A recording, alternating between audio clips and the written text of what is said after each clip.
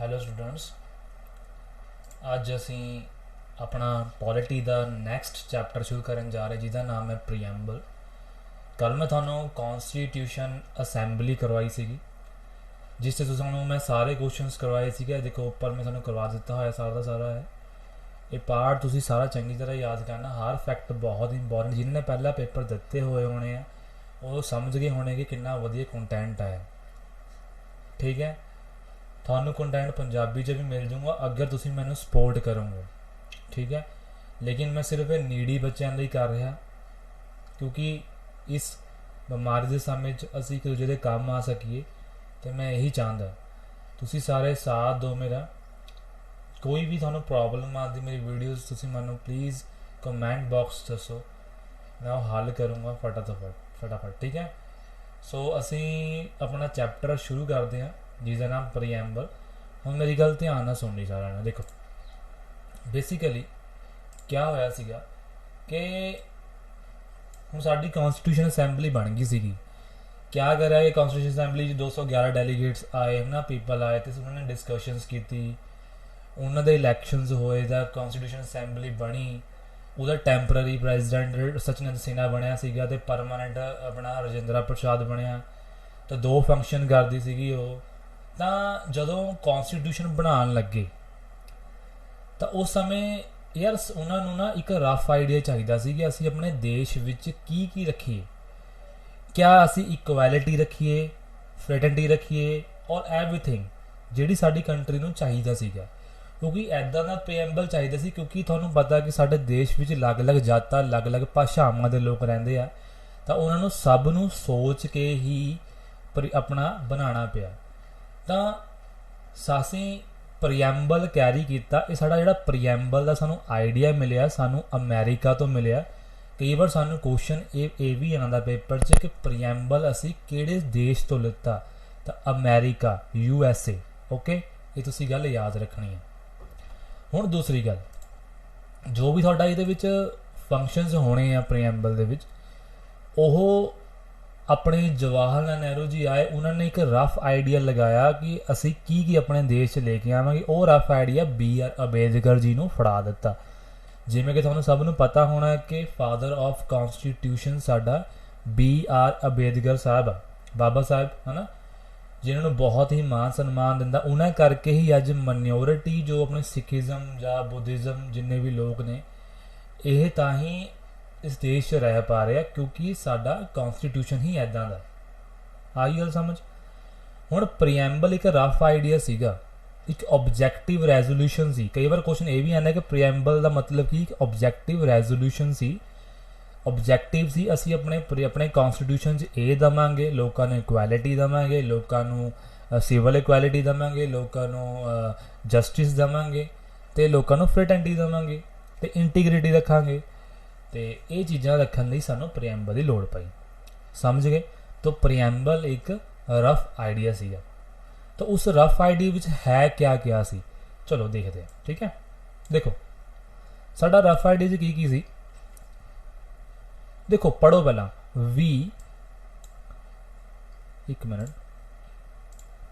We the people of India, ਮਤਲਬ ਅਸੀਂ ਆਪਣੇ ਖੁਦ ਨੂੰ ਕਹਿ ਰਹੇ ਆਪਣੇ ਆਪ ਨੂੰ।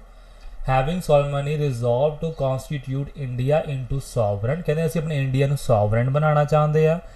ਸੋਵਰਨ ਦਾ ਮਤਲਬ ਕੀ ਹੁੰਦਾ ਉਰੇ? ਸੋਵਰਨ ਉਸ ਚੀਜ਼ ਨੂੰ ਕਹਿੰਦੇ ਆ ਕਿ ਸਾਡੇ ਉੱਤੇ ਕਿਸੇ ਵੀ ਦੇਸ਼ ਦਾ ਪ੍ਰੈਸ਼ਰ ਨਹੀਂ ਹੋਊਗਾ ਕਿ ਤੁਸੀਂ ਕਿੱਦਾਂ ਰਾਜ ਕਰਨਾ। ਅਸੀਂ ਇੰਡੀਪੈਂਡੈਂਟਲੀ ਆਪਣਾ ਰਾਜ ਕਰਾਂਗੇ। ਕੋਈ ਵੀ ਕੰਟਰੀ ਸਾਨੂੰ ਇਹ ਨਹੀਂ ਕਹਿ ਸਕਦੀ ਕਿ ਤੁਸੀਂ ਇੱਦਾਂ ਰਾਜ ਕਰਨਾ। ਠੀਕ ਹੈ, ਸੋਵਰਨ ਉਸ ਨੂੰ ਕਹਿੰਦੇ ਆ। ਸੋਸ਼ਲਿਸਟ ਕਿਸ ਨੂੰ ਕਹਿੰਦੇ ਆ? ਜਿੱਥੇ ਇਕੁਅਲ ਹੋਵੇ, ਹਰ ਬੰਦੇ ਦੇ ਕੋਲ ਇਕੁਅਲ ਵੈਲਥ ਹੋਵੇ, ਇਕੁਅਲ ਓਪਰਚੁਨਿਟੀਜ਼ ਹੋਵੇ। ਸੋਸ਼ਲਿਸਟ ਮਤਲਬ ਇੱਕ ਵੈਲਫੇਅਰ ਹੋਵੇ, ਮਤਲਬ ਕੰਟਰੀ ਦੀ ਵੈਲਫੇਅਰ ਕਰੇ।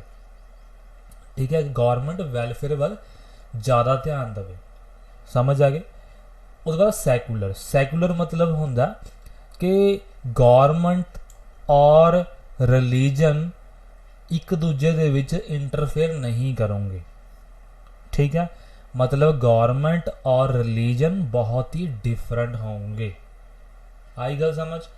लेकिन इस सैकुलर का कंसैप्ट अमेरिका और इंडिया च बहुत ही ज़्यादा डिफरेंस आ। ਜਿਹੜਾ ਅਮਰੀਕਨ ਸੈਕੂਲਰ ਸਿਸਟਮ ਆ ਉੱਥੇ ਕੀ ਹੈ ਕਿ ਗੌਰਮੈਂਟ ਨੂੰ ਕੋਈ ਲੈਣਾ ਦੇਣਾ ਨਹੀਂ ਹੈਗਾ। ਤੁਸੀਂ ਜਿਹੜੇ ਮਰਜ਼ੀ ਧਰਮ ਨੂੰ ਮੰਨੋ, ਜਿਹੜੀ ਮਰਜ਼ੀ ਜਿਸ ਮਰਜ਼ੀ ਨੂੰ ਮੰਨੋ, ਗੌਰਮੈਂਟ ਨੂੰ ਕੋਈ ਲੈਣਾ ਦੇਣਾ ਨਹੀਂ ਹੈਗਾ। ਲੇਕਿਨ ਇਸੀ ਸੈਕੂਲਰ ਦਾ ਮਤਲਬ ਅਗਰ ਅਸੀਂ ਇੰਡੀਆ 'ਚ ਲੈ ਕੇ ਆਏ ਤਾਂ ਉਰੇ ਗੌਰਮੈਂਟ ਇੰਟਰਫੇਅਰ ਕਰ ਸਕਦੀ ਆ। ਉਰੇ ਇਹ ਸੈਕੂਲਰਿਜ਼ਮ ਦਾ ਬਹੁਤ ਹੀ ਡਿਫਰੈਂਟ ਕੰਸੈਪਟ ਆ। ਜਦੋਂ ਤੁਸੀਂ IAS ਜਾਂ IPS ਬਾਰੇ ਪੜ੍ਹਦੇ ਹੋ ਤਾਂ ਤੁਹਾਨੂੰ ਇਸ ਬਾਰੇ ਪੂਰਾ ਡਿਟੇਲ 'ਚ ਪੜ੍ਹਾਇਆ ਜਾਂਦਾ।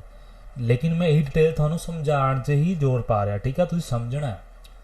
ਉਸ ਤੋਂ ਬਾਅਦ ਆ ਜਾਂਦਾ ਡੈਮੋਕ੍ਰੇਸੀ। ਸੈਕੂਲਰ ਦਾ ਦੇਖੋ ਹੁਣ ਆਪਣੇ ਇੰਡੀਆ 'ਚ ਕੀ ਹੁੰਦਾ ਕਿ ਸੈਕੂਲਰ ਦਾ ਹੋਰ ਤੁਹਾਨੂੰ ਮੀਨਿੰਗ ਥੋੜ੍ਹਾ ਕਲੀਅਰ ਕਰਦਾ ਮੈਂ ਕਿ ਜਿਵੇਂ ਅਗਰ ਗੌਰਮੈਂਟ ਜਿਵੇਂ ਹੁਣ 550 ਸਾਲਾ ਆਪਣਾ ਗੁਰੂ ਨਾਨਕ ਦੇਵ ਜੀ ਦਾ ਮਨਾਇਆ ਸੀ, ਸੈਂਟਰ ਗੌਰਮੈਂਟ ਨੇ 500 ਪਤਾ ਨਹੀਂ ਇੰਨਾ ਕੁਛ ਕਰੋੜ ਰੁਪਏ ਸਾਡੇ ਪੰਜਾਬ ਨੂੰ ਦਿੱਤਾ ਸੀ ਮਨਾਉਣ ਵਾਸਤੇ, ਹੈ ਨਾ, ਕਿ ਅਸੀਂ ਮਨਾਵਾਂਗੇ ਬਹੁਤ ਹੀ ਧੂਮਧਾਮ ਨਾਲ, ਦੁਨੀਆ ਨੂੰ ਦਿਖਾਵਾਂਗੇ ਵੀ ਗੁਰੂ ਨਾਨਕ ਦੇਵ ਜੀ ਦੀ ਟੀਚਿੰਗ ਕਿਆ ਸੀਗੀ, ਕੀ ਟੀਚਿੰਗ ਸੀਗੀ। ਅਗਰ ਗੌਰਮੈਂਟ ਹੁਣ ਉਰੇ ਗੌਰਮੈਂਟ ਇੰਟਰਫੇਅਰ ਕਰ ਰਹੀ ਹੈ ਨਾ, ਕਿਵੇਂ ਕਰ ਰਹੀ ਆ, ਗੌਰਮੈਂਟ ਨੇ ਸਾਨੂੰ ਚੰਦਾ ਦੇ ਦਿੱਤਾ ਕਿ ਤੁਸੀਂ ਇੱਦਾਂ ਆਪਣਾ ਰਿਲੀਜਨ ਆਪਣਾ ਤੁਸੀਂ ਮਨਾ ਸਕਦੇ ਆ।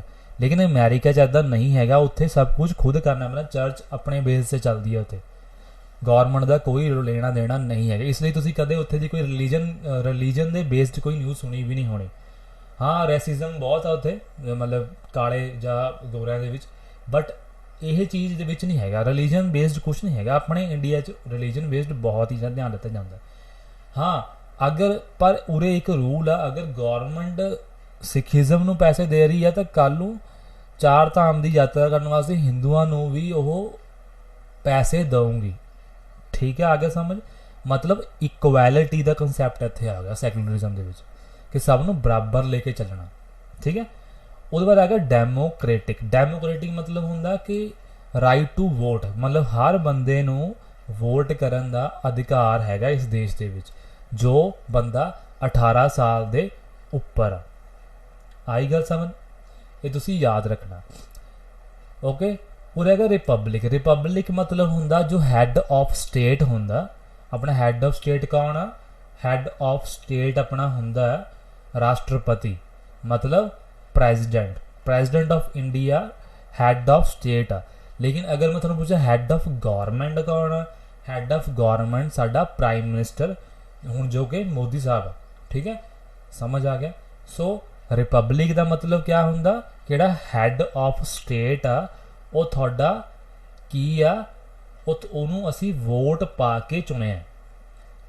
ਉਹ ਮਤਲਬ ਹਾਇਰਾਰਕੀ ਬੇਸਡ ਨਹੀਂ। ਹਾਇਰਾਰਕੀ ਮਤਲਬ ਹੁੰਦਾ ਕਿ ਜਿਵੇਂ UK ਦੀ ਐਗਜ਼ਾਮਪਲ ਆ, UK ਰਿਪਬਲਿਕ ਨਹੀਂ ਹੈਗਾ ਕਿਉਂਕਿ ਉੱਥੇ ਐਲਿਜ਼ਾਬੈਥ 1 ਉਹਦੇ ਹੀ ਅੱਗੇ ਤੇ ਅੱਗੇ ਮਤਲਬ ਕੁੱਲਾਂ, ਹਰ ਅਗਲੀ ਕੁੱਲ ਦਾ ਜਿਹੜਾ ਬੰਦਾ ਆਉਂਦਾ ਉਹੀ ਰਾਜਾ ਹੁੰਦਾ, ਉਸਦੀ ਅਗਲੀ ਕੁੱਲ ਦਾ ਉਹੀ ਰਾਜਾ ਹੁੰਦਾ, ਮਤਲਬ ਉੱਥੇ ਹਾਇਰਾਰਕੀ ਆ।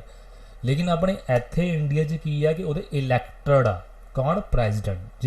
ਜਿਸ ਦੇਸ਼ 'ਚ ਇਲੈਕਟਡ ਹੁੰਦਾ ਪ੍ਰੈਜ਼ੀਡੈਂਟ, ਉਹ ਦੇਸ਼ ਹਮੇਸ਼ਾ ਰਿਪਬਲਿਕ ਕਹਾਉਂਦਾ। ਸੋ ਅਮਰੀਕਾ ਵੀ ਰਿਪਬਲਿਕ ਸੀਗਾ, ਇਸ ਕਰਕੇ ਅਸੀਂ ਅਮਰੀਕਾ ਤੋਂ ਪ੍ਰੀਐਮਬਲ ਲਿੱਤਾ ਤਾਂ ਆਪਾਂ ਵੀ ਰਿਪਬਲਿਕ ਆ।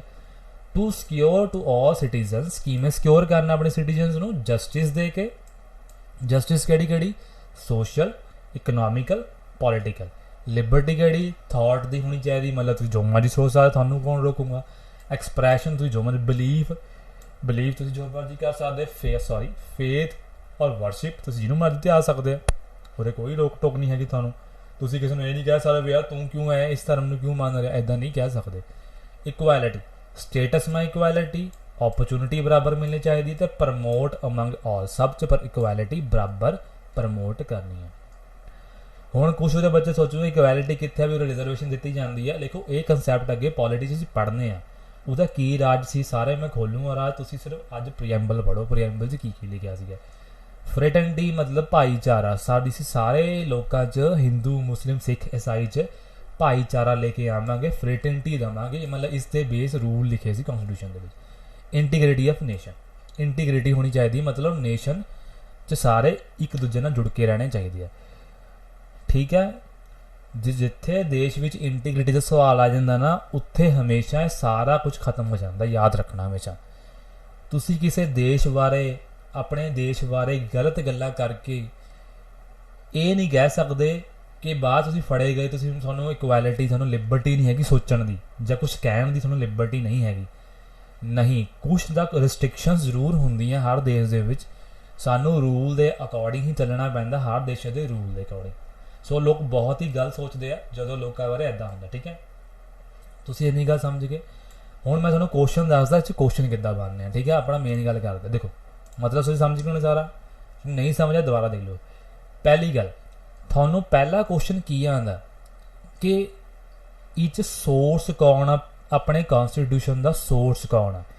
ਸੋਰਸ ਕੌਣ? ਅਸੀਂ ਖੁਦ ਤਾਂ ਆਪਣੇ ਆਪ ਨੂੰ ਕੌਨਸਟੀਟਿਊਸ਼ਨ ਦਿੱਤਾ ਨਾ ਲਿਖ ਕੇ। ਆ ਦੇਖੋ, ਵੀ ਦਾ ਪੀਪਲ ਆਫ ਇੰਡੀਆ, ਉਹਨੇ ਲਿਖਿਆ ਨਾ, ਅਸੀਂ ਖੁਦ ਸੋਰਸ ਆ ਕੌਨਸਟੀਟਿਊਸ਼ਨ ਦੇ। ਠੀਕ ਹੈ, ਦੂਸਰੀ ਗੱਲ ਕੀ ਆ ਗਈ ਇੱਥੇ ਕਿ ਉਹਨੇ ਲਿਖਿਆ ਸੋਵਰਨ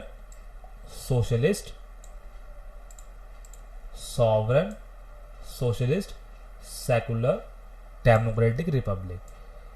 ਇਹ ਕੁਐਸਚਨ ਬਹੁਤ ਵਾਰ ਰਿਪੀਟਡ ਹੋਇਆ। ਤੁਸੀਂ ਅਗਰ ਕਰ ਲਓ NDA ਵੀ ਦਊਂਗੇ ਜਾਂ ਕੁਛ NDA ਦਾ CDS ਵਗੈਰਾ ਵੀ ਦਊਂਗਾ ਕੋਈ ਬੰਦਾ, ਉਹਦੇ ਵਾਸਤੇ ਵੀ ਇਹ ਲੈਕਚਰਸ ਬਹੁਤ ਹੀ ਇੰਪੋਰਟੈਂਟ ਹੈ, ਕਿਉਂਕਿ ਮੈਂ ਬਹੁਤ ਡੀਪ 'ਚ ਕਰਾ ਰਿਹਾ ਤੁਹਾਨੂੰ। ਪੁਲਿਸ 'ਚ ਤਾਂ ਯਾਰ ਤੁਸੀਂ ਸਾਰੇ ਕੁਐਸਚਨ ਕਰਕੇ ਆਉਂਗੇ ਪੋਲਿਟੀ ਦੇ, ਬਸ ਤੁਸੀਂ ਮੇਰੇ ਰੂਲ ਫੋਲੋ ਕਰੀ ਜਾਓ। ਦੇਖੋ ਮੈਂ ਬਹੁਤ ਸਾਰੇ, ਇੱਕ ਮੈਂ ਤੁਹਾਨੂੰ ਗੱਲ ਕਰਨਾ ਚਾਹੁੰਦਾ, ਬਹੁਤ ਸਾਰੇ ਮੈਂ ਚੈਨਲਸ ਦੇਖੇ ਜੋ ਕਿ ਸਿੱਧਾ MCQ ਕਰਾ ਰਹੇ ਆ। ਯਾਰ MCQ ਤਾਂ ਇੱਕ ਪ੍ਰੈਕਟਿਸ ਹੁੰਦੀ ਆ। ਤੁਸੀਂ ਜਦ ਤੱਕ ਥਿਊਰੀ ਨਹੀਂ ਪੜ੍ਹਦੇ ਤੁਹਾਨੂੰ ਕਿੱਦਾਂ ਪਤਾ ਲੱਗ ਜੂ ਜਾਂ ਤੁਸੀਂ ਕਿੱਦਾਂ ਕਰ ਜੂਗੇ, ਤੁਸੀਂ ਰੱਟਾ ਮਾਰ ਜੂਗੇ। ਤੁਹਾਨੂੰ ਇਹੋ ਜਿਹਾ ਕੁਐਸਚਨ ਟੱਕਰ ਗਿਆ, ਜੇ ਤੁਹਾਨੂੰ ਉੱਥੇ ਸਟੇਟਮੈਂਟ ਦਾ ਕੁਐਸਚਨ 2 ਪਾ, ਤੁਸੀਂ ਤਾਂ 2 ਕੁਐਸਚਨ ਗਲਤ ਕਰਕੇ ਨਾ ਮੈਰਿਟ ਤੋਂ ਬਾਹਰ ਹੋਣ ਦੇ ਚਾਂਸਿਸ ਖਵਾ ਲਓਗੇ। ਸਮਝ ਗਏ? ਤਾਂ ਤੁਹਾਨੂੰ ਧਿਆਨ ਰੱਖਣਾ ਪੈਣਾ। ਪਹਿਲਾਂ ਹਮੇਸ਼ਾ ਥਿਊਰੀ ਫੋਕਸ ਕਰੀ ਦੀ ਹੁੰਦੀ ਹੈ, ਫਿਰ ਹਮੇਸ਼ਾ ਅਸੀਂ MCQ ਨਾਲ ਪ੍ਰੈਕਟਿਸ ਕਰ ਸਕਦੇ। MCQ ਦੀ ਜ਼ਿੰਮੇਵਾਰੀ ਮੈਂ ਲੈਂਦਾ ਯਾਰ। ਆ ਹੁਣ 2-3 ਚੈਪਟਰ ਹੋਣ ਤਾਂ ਤੁਹਾਨੂੰ ਮੈਂ ਜਦੋਂ MCQ ਦੇ ਦੇਣੇ ਆ, ਤੁਸੀਂ ਕਰਿਓ ਸੋਲਵ ਯਾਰ, ਆਰਾਮ ਨਾਲ ਕਰਿਓ ਸੋਲਵ। ਮੈਨੂੰ ਟੈਸਟ ਦਿਓ ਤੁਸੀਂ, ਮੈਂ ਟੈਸਟ ਵੀ ਤੁਹਾਡਾ ਲਵਾਂਗਾ। ਚਲੋ ਆਉਂਦੇ ਆ ਹੁਣ ਕੁਐਸਚਨ ਕੀ ਆਉਂਦਾ ਨਾ, ਕੁਐਸਚਨ ਇਹ ਆਉਂਦਾ ਕਿ ਇਹਨਾਂ ਨੂੰ ਅਰੇਂਜ ਕਰੋ।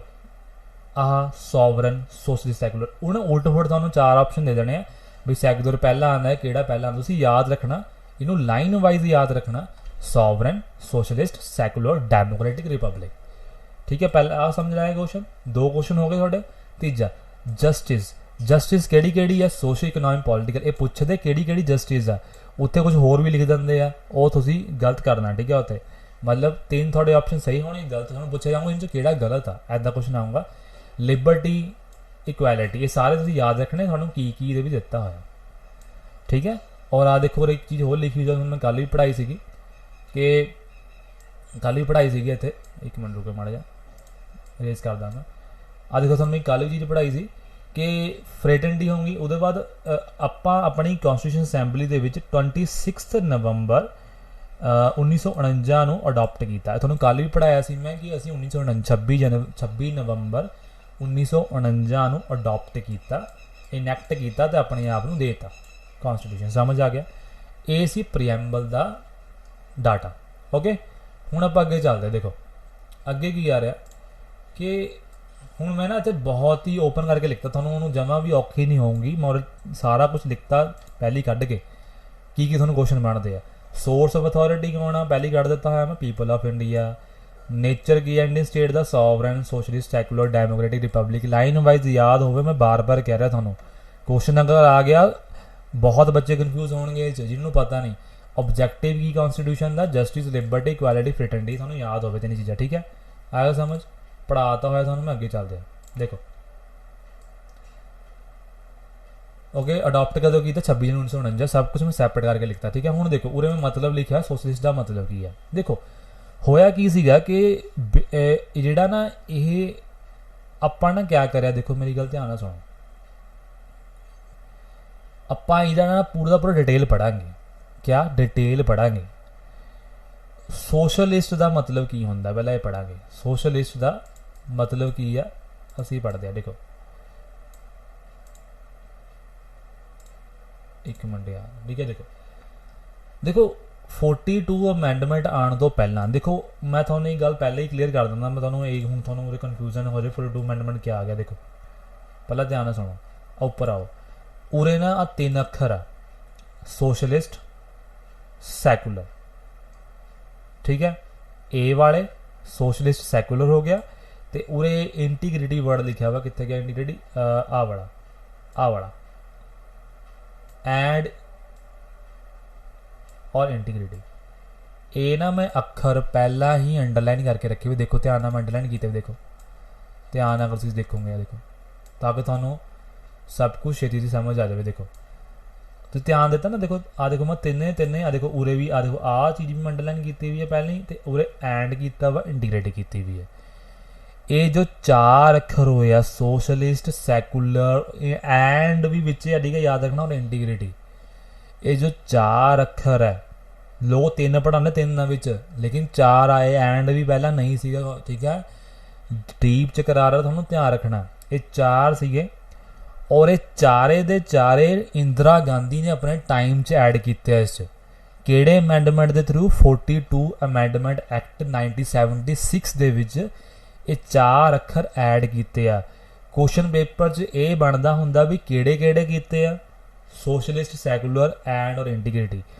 कई बार क्वेश्चन आता किन्ने अखर ऐड किए आ, तो तुहाडे ऑप्शन च अगर 4 लिखा होया और 3 लिखा होया, तुसीं आंसर 4 पर टिक ला के आओगे। लेकिन अगर ऑप्शन तुहानूं इदां होया 1 कीता, 2 कीते, 3 कीते और कोई भी नहीं कीता, तुसीं 3 पर टिक ला के आओगे। समझ आ गया? इन्नी गल तुसीं ध्यान देना।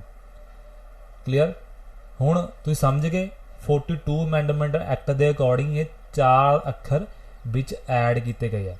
हुण अगे देखो, हुण इत्थे पढ़ो, इत्थे की लिखा मैं, ईवन बिफोर 42 अमेंडमेंट, कहने 42वीं अमेंडमेंट एक्ट तो पहला कांग्रेस पार्टी ने अपने पहला ही कह दिता सी कि असी अपनी सोसाइटी नूं ना सोशलिस्ट बनाओगे, क्योंकि तुहानूं पता कांग्रेस ने रूल बहुत ही लंबा किया अज तक। बीजेपी तो बेचारी बहुत घट आई सी, हुण तो चलो बीजेपी बहुत स्ट्रोंग पार्टी बन गई, उस समय तो धज्जी उड़ी हुई सी बीजेपी दी, जो अज कांग्रेस दी उड़ी हुई, उल्ट होया हुआ इस काम, ठीक है। अवधि सैशन दे विच इन्होंने 1955 पहले ही कह दिता सी कि असी अपने आप नूं सोशलिस्ट बनावांगे। हुण तुसीं कहो 1955 कि प्रीएम्बल तो पहली असीं ले लिया सी, कॉन्स्टिट्यूशन तो पहले अडॉप्ट कर लिया सी, नहीं, क्योंकि तुहानूं मैं इन्नी गल कही है कि सोशलिस्ट 1976 च आपां अपनी विच पाया, ठीक है। सो सोशलिस्ट का मतलब की है, कहते India is a democratic socialist, याद रखना इनके डेमोक्रेटिक, ये तुहानूं पेपर च आऊँगा नहीं केड़ा है, ठीक है, नॉट कॉमनिस्ट सोशलिस्ट। हुण कॉमनिस्ट सोशलिस्ट का मतलब क्या होंदा, कॉमनिस्ट चीज़ां वो हुंदे आ जिथे सारा कुछ सरकारी हुंदा। रशिया के टाइम च कॉमनिस्ट आ, चाइना कॉमनिस्ट, इत्थे सारा कुछ गौरमेंट के अंडर हुंदा। आपां मिक्सड इकोनॉमी च रहिंदे, तुहानूं इकोनॉमिक्स पढ़ाउण दसूँगा, असीं मिक्सड इकोनॉमी दे विच रहिंदे आ, जिथे अद्धा पार्ट प्राइवेट होंदा, अद्धा पार्ट साडा गौरमेंट होंदा, तभी तो प्राइवेटाइजेशन होंदी है। प्राइवेटाइजेशन का हक जिहड़ा सानू साडे कॉन्स्टिट्यूशन ही दे दिता सीगा। आपां कॉमनिस्ट सोशलिस्ट नहीं है पर डेमोक्रेटिक सोशलिस्ट है, ठीक है। डेमोक्रेटिक सोशलिस्ट एम्स, क्या एम आ डेमोक्रेसी का, पॉवर्टी नूं एंड करना, मतलब गरीबी नूं खत्म करना, इग्नोर डिजीज़ नूं खत्म करना, बीमारी जो कि अज हो नहीं रही। ऐसी देखो ये सब कुछ लिखा होया, लेकिन असीं पूरा नहीं किया। तुहानूं पता दुनिया का सब तो वधिया कॉन्स्टिट्यूशन साडे इंडिया का है, लेकिन साडा लागू चंगी तरह नहीं करते हैगे। दुनिया च किते भी इन्ना वधिया कॉन्स्टिट्यूशन नहीं जिन्ना अपने इंडिया का, सब तो लेंथी और सब तो वधिया। लेकिन क्या कहिए कि साडे जो भी मैंबर्स ने, पार्टी मैंबर्स जो भी हैगे, कोई भी चंगी तरह इन्हों लागू नहीं करता है, जो कि बहुत ही माड़ी गल है, ठीक है। Equality of opportunity. अब अगे चलते हैं, ठीक है। सैकुलर का मतलब की दस चुका पहला मैं, सैकुलर का मतलब की होंदा, देखो सुप्रीम कोर्ट ने 1974 दे विच ये कहा सीगा कि word secular state were not express mentioned in the constitution. Definitely है ना, मैं थानू की बोलिया कि सैकुलर सोशलिस्ट जो ये वर्ड है यही इंदिरा गांधी ने अपने टाइम च 1976 ऐड किए है, लेकिन 1974 जो कोई केस होया होना है ना, उस समय की कहा गया कि सैकुलर वर्ड तो है ही नहीं।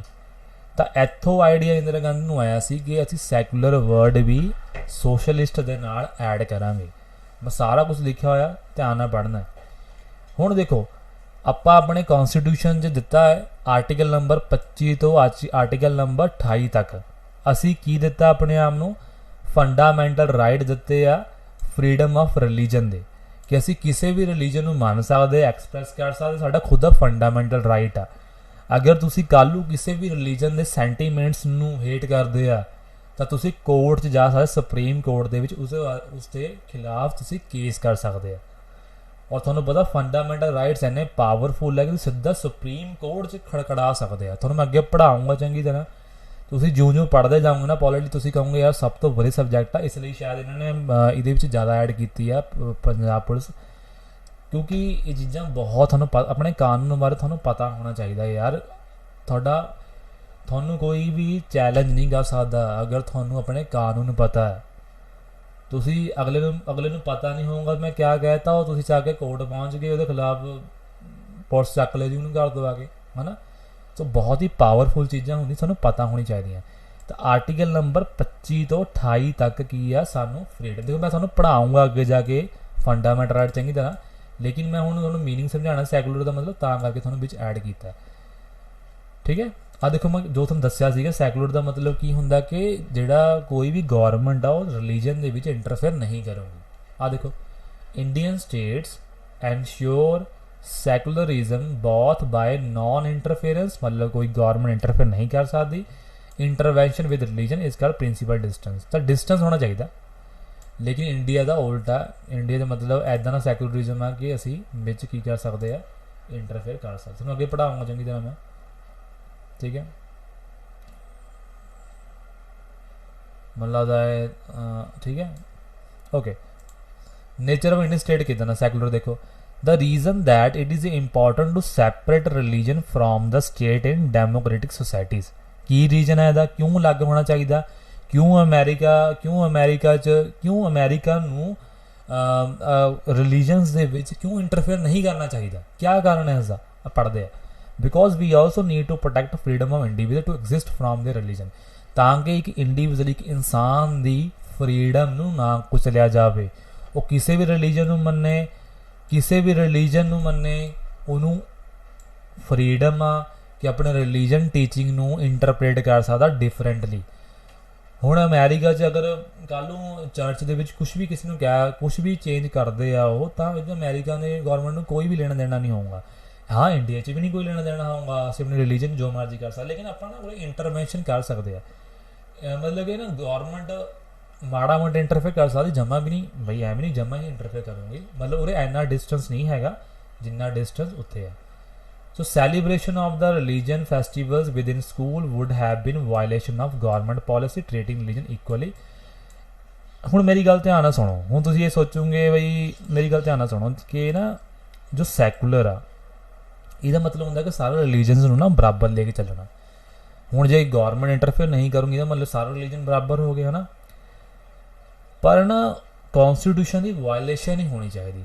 ਅਗਰ ਅਸੀਂ ਇਕੁਅਲ, ਅਗਰ ਸੈਕੂਲਰ ਹੈ ਇਹਦਾ ਮਤਲਬ ਇਹ ਥੋੜ੍ਹਾ ਵੀ ਹਾਂ ਯਾਰ ਗੌਰਮੈਂਟ ਸਕੂਲਾਂ 'ਚ ਅਗਰ ਪ੍ਰਿੰਸੀਪਲ ਕੋਈ ਸਿੱਖ ਆ ਤਾਂ ਉਹ ਸਿਰਫ ਸਿੱਖਾਂ ਦੀ ਪ੍ਰੇਅਰ ਕਰਾਉਂਗੀ, ਜਾਂ ਕੋਈ ਕ੍ਰਿਸਚਨ ਤੇ ਕ੍ਰਿਸਚੈਨਿਟੀ ਦੀ ਕਰਾਉਂਗੀ, ਇੱਦਾਂ ਨਹੀਂ ਹੁੰਦਾ।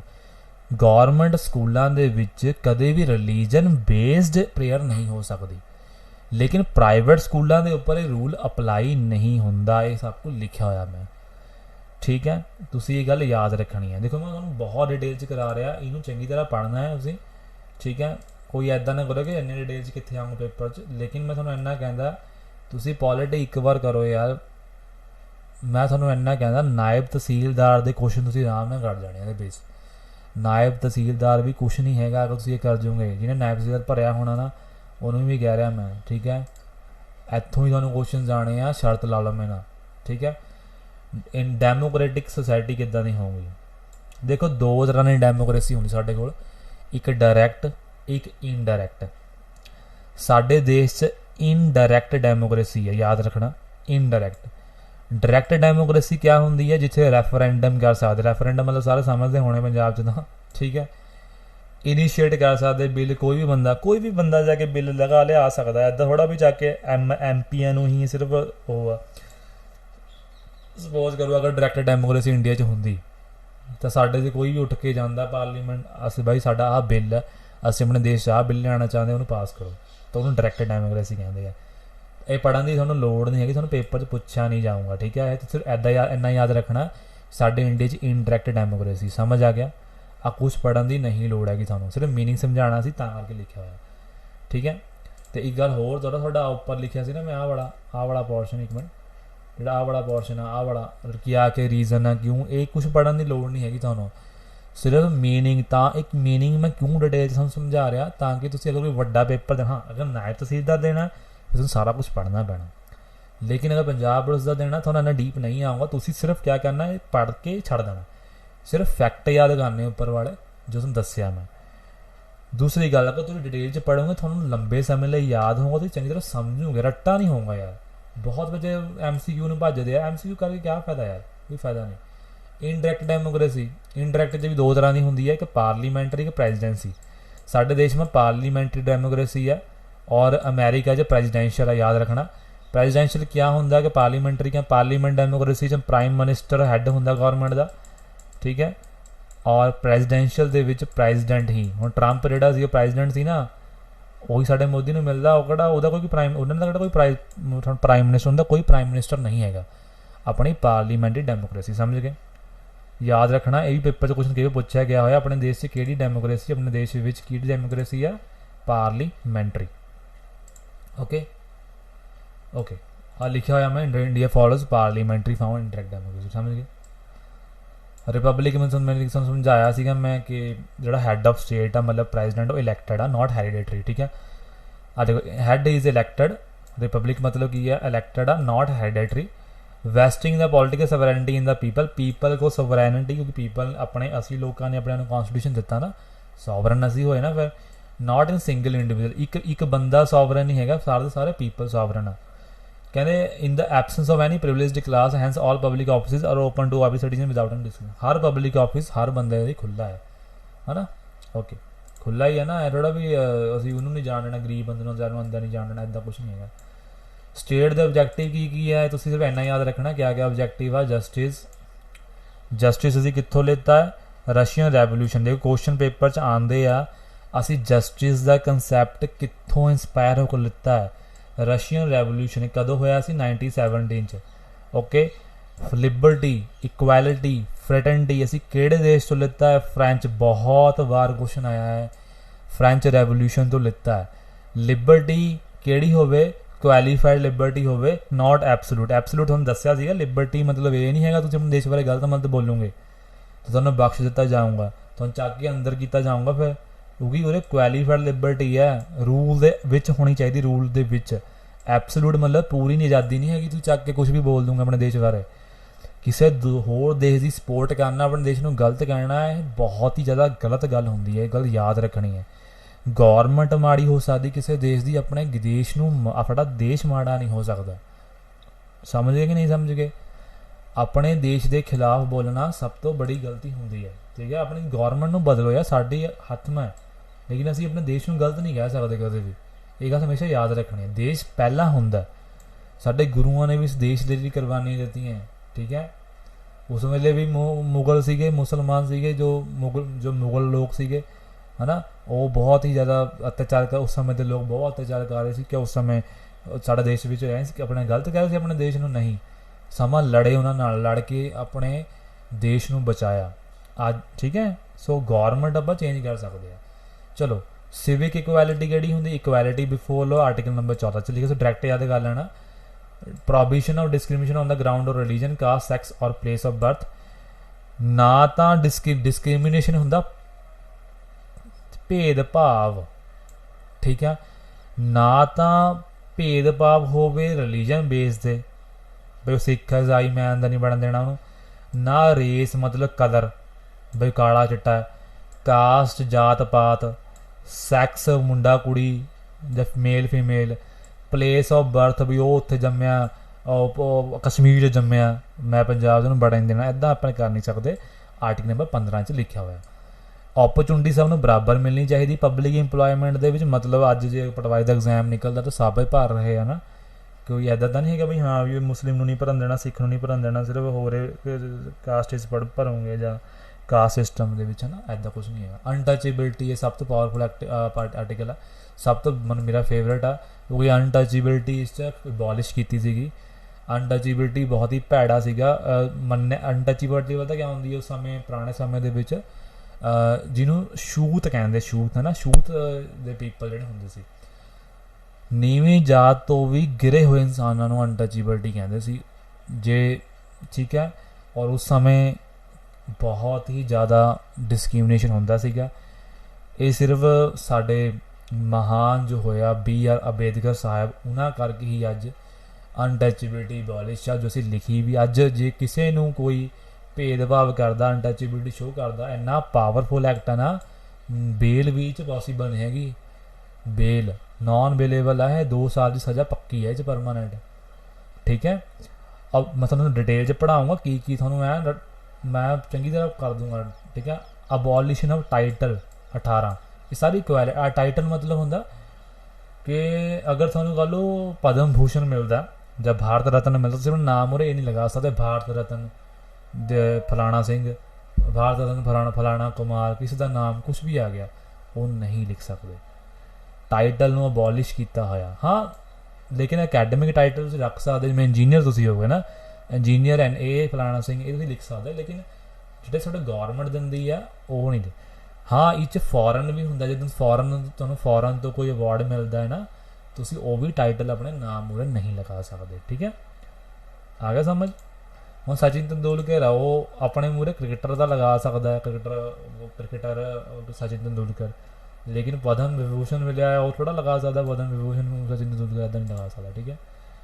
पॉलिटिकल इक्वैलिटी क्या है थानू पता सारिਆਂ ਨੂੰ, ਸਭ ਨੂੰ वोट पाने का अधिकार आ। 325 लोक सभा च जाने का अधिकार आ, अडल्ट फ्रेंचाइजी के अकॉर्डिंग, अडल्ट सफरेज के अकॉर्डिंग। ठीक है। Right to vote. Economic equality केड़ी है, DPSP थानू पढ़ाऊँगा, इन्हूं डायरैक्टिव स्टेट पॉलिसी कहते हैं, directive principle of state policy. Man and women equal right दिते हुए सारे नूं। ये ना DPSP एक इदां दा चीज़ां है, तुहानूं पढ़ाऊँगा अगे जाके। मैं तुहानूं माड़ा जिहा आइडिया दे दिंदा। मैं इच ये लिखा हुआ है किसी भी स्टेट नूं रूल किद्दां करना चाहिए। मैं तुहानूं एक गल दस्सां, अजे भी DPSP पूरे पूरे अपलाई नहीं होए हुए, गौरमेंट करदी ही नहीं हैगी। ठीक है।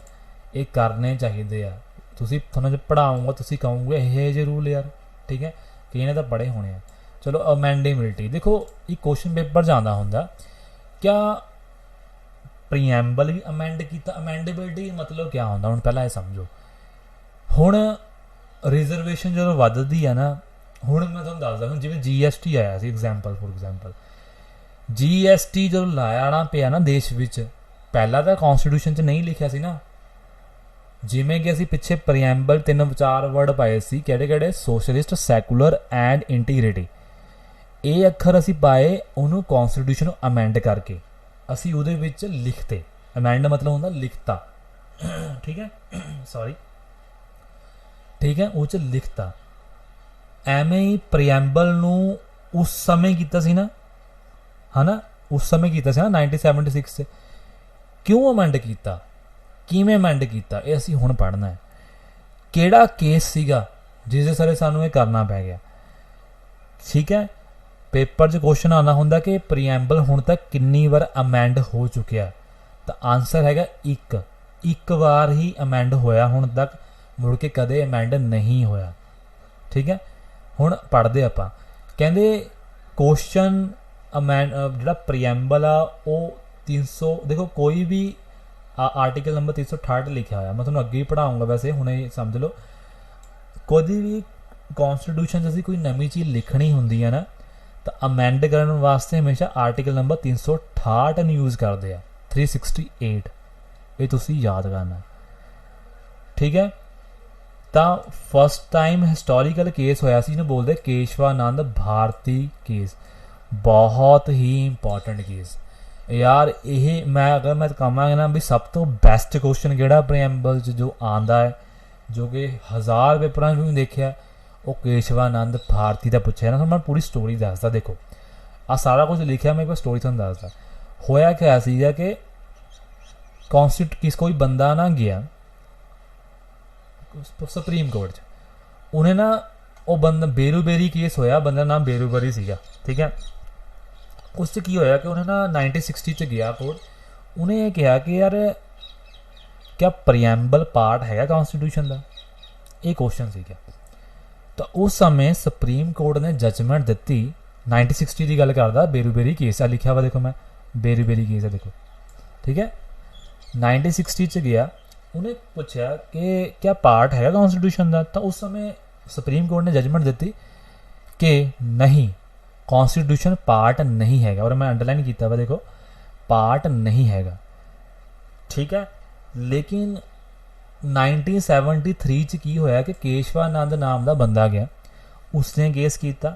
उस केस दे विच ओवर रूल्ड करते हुए, मतलब बदलते हुए अपनी जजमेंट नूं, सुप्रीम कोर्ट ने कहा कि जिहड़ा तुहाडा साडा प्रीएम्बल आ वो इंटैगरल पार्ट ऑफ कॉन्स्टिट्यूशन आ, मतलब वो कॉन्स्टिट्यूशन का एक पार्ट हैगा। सोल आ, मतलब एक आत्मा है उस कॉन्स्टिट्यूशन की। आत्मा ही होगी ना, जे सानू पहले ही रफ आइडिया मिलया है वो आत्मा होगी उसकी, ठीक है। तो तुसीं याद रखना, पेपर तो क्वेश्चन पूछा जाता कि किस केस दे विच ये डिसाइड होया सी कि साडा इंटैगरल पार्ट ऑफ कॉन्स्टिट्यूशन आ प्रीएम्बल। तो आंसर क्या है, केशवानंद भारती केस।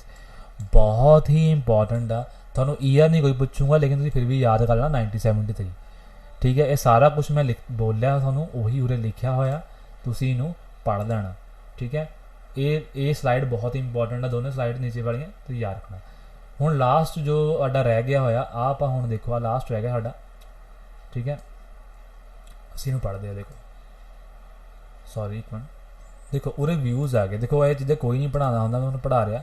कई बार ना व्यूज़ पूछ लैंदे प्रीएम्बल के उपर क्या क्या व्यूज़ होते। देखो एक सर अलादी कृष्णा स्वामी अय्यर होया, इसने बोलिया कि the preamble expresses what we had thought और dreamed so long.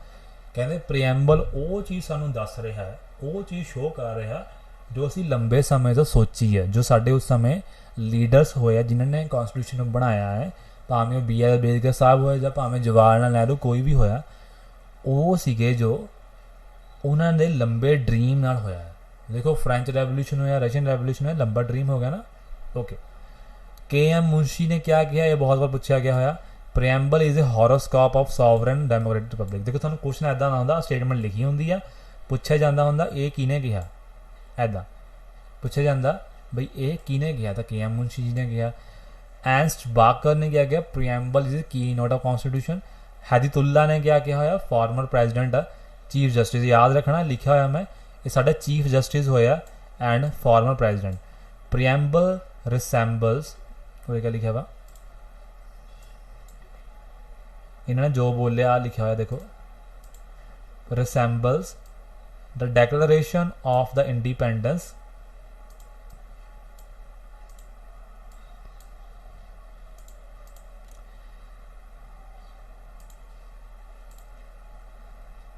the resembles the declaration of independence United States of America but is not more declaration, it is the soul of our constitution।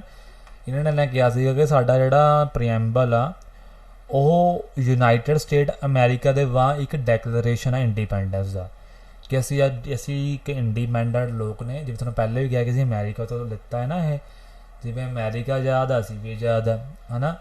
ਅਤੇ ਜਿਹੜਾ preamble ਆ ਉਹ ਸੋਲ ਆ ਕਿਹਦਾ, ਕੌਂਸਟੀਟਿਊਸ਼ਨ ਦਾ, ਜਿਹਨੇ ਕਿਆ ਲਿਖਿਆ ਹੋਇਆ, ਲੇ ਡਾਊਨ ਕਿੱਦਾਂ ਦਾ ਪੋਲੀਟੀਕਲ ਸੁਸਾਇਟੀ ਸਾਡੀ ਹੋਊਗੀ, ਕਿੱਦਾਂ ਦੀ ਸੁਸਾਇਟੀ ਹੋਊਗੀ।